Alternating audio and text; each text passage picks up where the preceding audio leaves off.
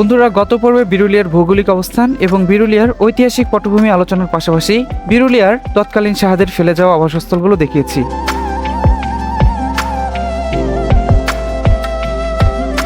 তারই ধারাবাহিকতায় এই পর্বে বিরুলিয়ার বর্তমান প্রেক্ষাপট তুলে ধরার পাশাপাশি বিরুলিয়ার আলোচিত ব্যক্তিত্ব রজনীকান্ত ঘোষের বাড়িটি দেখাবো এবং বিরুলিয়ার জৌলুস হারানোর মূল কারণ সম্পর্কে সংক্ষিপ্ত ধারণা দেওয়ার চেষ্টা করব।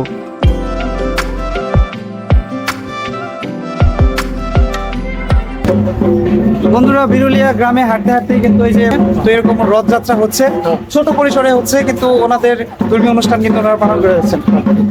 দাদা, তো এই যে রথযাত্রা, এটা কি প্রতি বছরে একবার হয়? প্রতি বছর। কিবারে হয়, কি তারিখে হয় একটু বলেন তো? এটা একটা পঞ্জিকা, এটা বাংলা পঞ্জিকা, এটা তারিখ থাকে, ওই তারিখ হিসাবে এটা হয়। আচ্ছা আচ্ছা।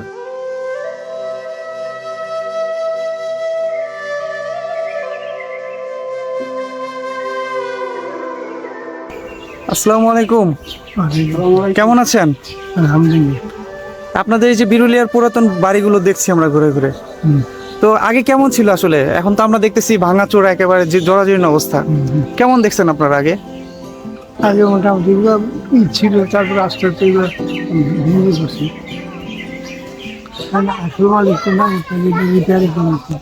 আচ্ছা, আপনাদের এই যে রাস্তার উপর আমরা দাঁড়িয়ে আছি, বিরুলিয়ার ভিতর দিয়ে যে রাস্তাটা চলাচলের জন্য, এই রাস্তাটা আসলে কে তৈরি করছিলেন? তারকচন্দ্র সাহা তৈরি করছিলেন। আচ্ছা, তো এর পরবর্তী সময় কি আর সংস্কার করা হয়নি এই রাস্তা? তাহলে কত বছরের পুরাতন হবে এই রাস্তা? 100 বছরের পুরাতন রাস্তাটা ওইভাবে পড়ে আছে এখনো, না?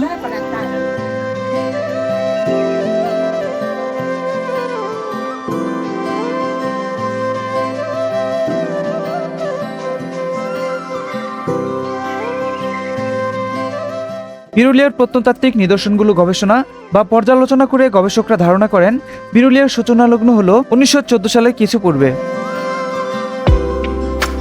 সে সময় বিরুলিয়ার বণিকদের আনাগোনায় ব্যাপক উন্নতি ঘটে এবং অর্থনৈতিকভাবে এ এলাকা সমৃদ্ধ হয়ে ওঠে। হাটবাজারগুলো লোকে লোকারণ্য থাকতো তখন।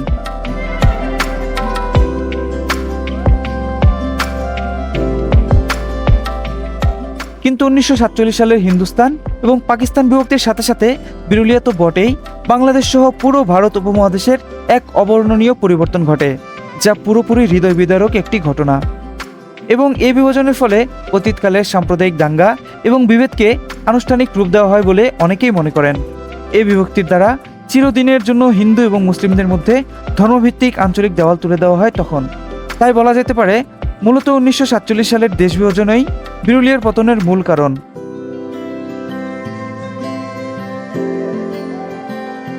পর্যালোচনা করে দেখা যায় 1947 সালের পূর্বে বিরুলিয়ায় হিন্দু জনসংখ্যা ছিল শতকরা 65 ভাগ এবং মুসলিম 30 ভাগ, এবং 1971 সালের পর থেকে 2015 সাল পর্যন্ত এক গবেষণা বলছে এই পরিসংখ্যান বর্তমানে সম্পূর্ণ উল্টে মুসলিমদের সংখ্যা 65 ভাগ এবং হিন্দু সংখ্যা 30 ভাগ হয়ে গেছে।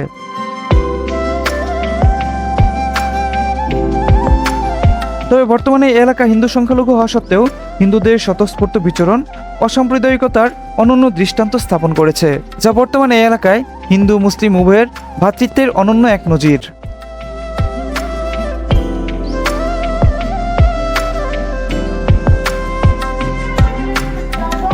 শুরুতেই বলতে গেলে সাম্প্রদায়িক যে ব্যাপার, এটা খুবই শান্তিপূর্ণ একটা অবস্থান আছে। এখানে কোনো হিন্দু মুসলমান ভেদাভেদ নাই, সবাই সবার ধর্ম নিয়ে আলহামদুলিল্লাহ ভালো আছে।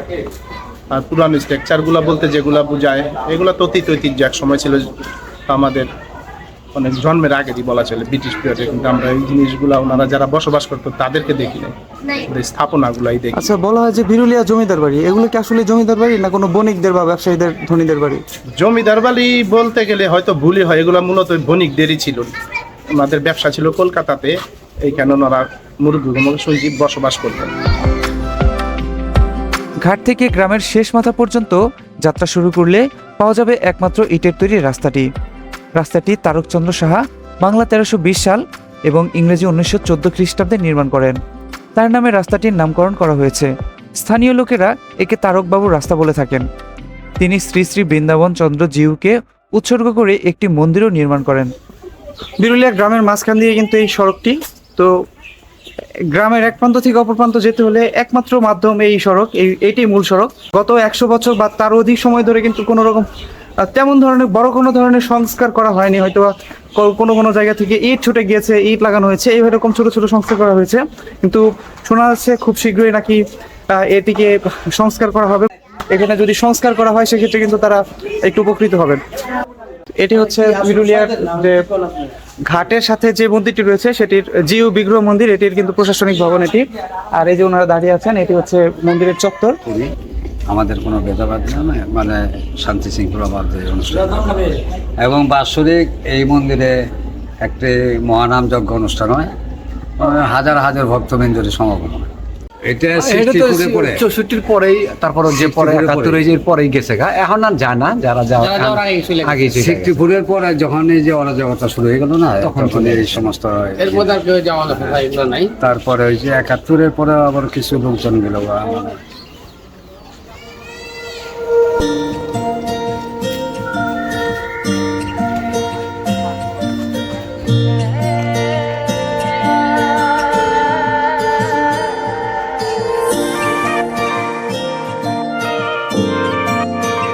বন্ধুরা, এই মুহূর্তে আমি দাঁড়িয়ে আছি বিরুলিয়া উচ্চ বিদ্যালয় এবং বিরুলিয়া প্রাথমিক বিদ্যালয়ের যেই মাঠ রয়েছে সেই মাঠে। আমার পিছনে হচ্ছে বিরুলিয়া উচ্চ বিদ্যালয়। 1914 সালে এটি স্থাপন করা হয়েছে। 1914 সাল বলতে আজ থেকে প্রায় 110 বছর পূর্বে। আর এই যে বিদ্যালয়ের মাঠে গ্রামের ছেলেরা যারা রয়েছে তারা কিন্তু খেলাধুলা করছে। আর আমি যদি আপনাদেরকে একটু দেখাই যে এই বিরুলিয়া স্কুল সংলগ্ন বিরুলিয়া মাঠের পেছনে এই যে বাড়িটি দেখতে পাচ্ছেন, এটি মূলত সেই রজনীকান্ত ঘোষ ওনার বাড়ি। বিরুলিয়া স্কুলের পশ্চিম প্রান্ত সংলগ্ন একটি পুরাতন মন্দির এবং একটি অবকাঠামো এখনো দাঁড়িয়ে আছে কালের সাক্ষী হয়ে।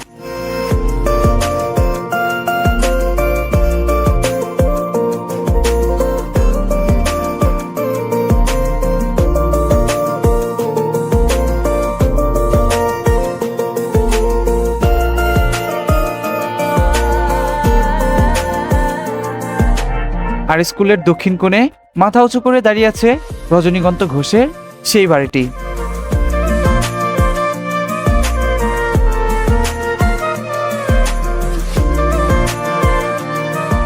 এবারে আমরা বিরুলিয়া বাজারের ভিতর দিয়ে রওনা হলাম রজনীকান্ত ঘোষের বাড়িটি দেখতে।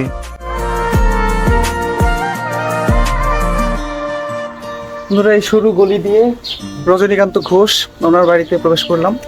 তো ওনার বংশধররাই এখানে বসবাস করছেন। তো ওনার ভাতিজার ঘরের নাতি যারা রয়েছে তো তারাই মূলত এই বাড়িতে বসবাস করে থাকেন।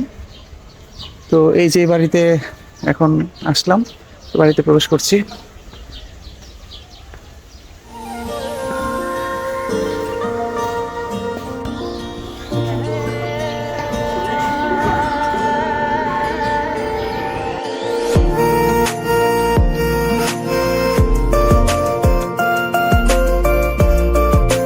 রজনী ঘোষ আসলে আমি তো অতটা দেখি নাই, আবার বিয়ে পরে আর কি আমি যা শুনছি ওনারা 5 ভাই ছিলেন।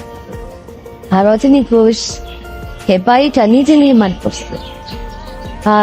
মানে অনেক ইয়েতে দেখা যায় যে ভুল তথ্য দেখলাম আমি, ওইগুলা কিন্তু সত্যি না। মানে ওনার এটা নিজে করা বাড়িটা। আচ্ছা, জমিদার বাড়ি বলা হয়, আসলে রজনীকান্ত ঘোষ কি জমিদার ছিলেন নাকি উনিও ব্যবসায়ী ছিলেন? উনি ব্যবসায়ী হচ্ছিল, আর আমি শুনছি যে 338টা মহলে তিনি থাকছিল।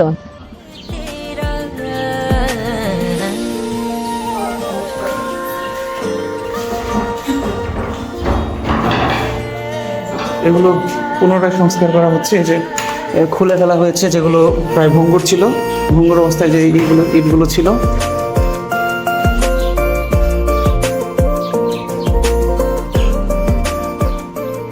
কেমন আছেন? তো আপনারা কয় ভাই আছেন বর্তমানে এই বাড়িতে বসবাস করেন? রজনীকান্ত ঘোষ কি নিঃসন্তান ছিলেন? তো বর্তমানে আপনাদের যে অন্যান্য বংশধর তারা কোথায় আছে বর্তমানে? আচ্ছা, অনেকেই বলে যে এই বাড়িটা রজনীকান্ত ঘোষ কিনছিলেন। আপনার যে দাদা, ওনারা কয় ভাই ছিলেন? 4 ভাই। রজনীকান্ত ঘোষ, রামচরণ ঘোষ, রামচরণ ঘোষ, দুর্গাচরণ। ভারত চলে যাচ্ছে না, কিছুদিন আগে দুজন আইছিল যারা তো ভাই।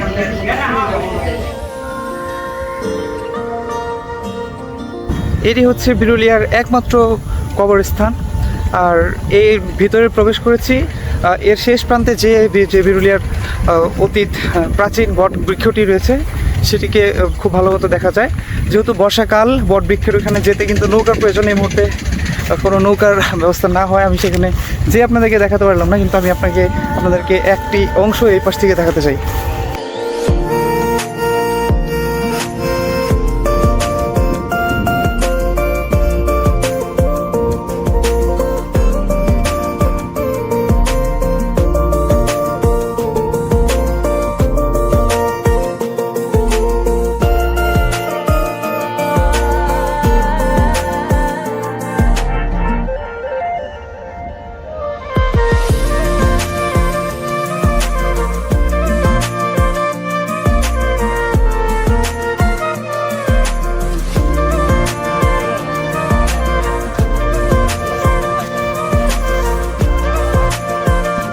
বন্ধুরা, এই মুহূর্তে আমি দাঁড়িয়ে আছি বিরুলিয়ার শেষ প্রান্তে, অর্থাৎ এটাই বিরুলিয়া ঘাট। একটা ছোট নৌকার উপরে দাঁড়িয়ে আছি, স্যালঞ্জি চালিত ট্রলার আর কি। আর পেছনে এই যে লোকজন বসে আছে। তো কিছুদিন আগেও কিন্তু এখানে একটি টার্মিনাল ছিল, এখান থেকে ছোট ছোট নৌকা ছেড়ে যেত এই টার্মিনাল থেকে। আর আমার পেছনে দেখতে পাচ্ছেন বিরুলিয়া ব্রিজ, আর এই পারে হচ্ছে বিরুলিয়া বেড়িবাঁধ সংযোগ সেতু। ভাবতেই বন্ধুরা অবাক লাগে যে একসময় এই বিরুলিয়াতেই এইখানেই হয়তোবা পালতোলা নৌকা নিয়ে বণিকরা আসতেন, ব্যবসা বাণিজ্য করতেন। আর হয়তোবা কত লোকের আনাগোনায় হট্টগোল থাকতো এই বিরুলিয়াতে, কত নানান দেশে নানান বণিকরা আসতেন। কিন্তু আজকে কিন্তু সেই দিন কোথায় হারিয়ে গেছে, আর সেই দিনের কোনো ছিটি ফোঁটাও এখন নেই। বিরুলিয়া এখন সাধারণ একটি প্রত্যন্ত ধুঁকতে থাকা নগরীর মতো পড়ে আছে। তো একসময়কার এই জৌলুসপূর্ণ নগরী আজকে যেই জৌলুসহীন অবস্থা, এটি কিন্তু সত্যি একটি ভারাক্রান্ত বিষয়। এটি কিন্তু সত্যি একটি দুঃখজনক ঘটনা। তো এখনই সময় এই বিরুলিয়াকে পরিপূর্ণভাবে সংস্কার করে এই বিরুলিয়ার সেই পুরানো জৌলুস ফিরে আনার।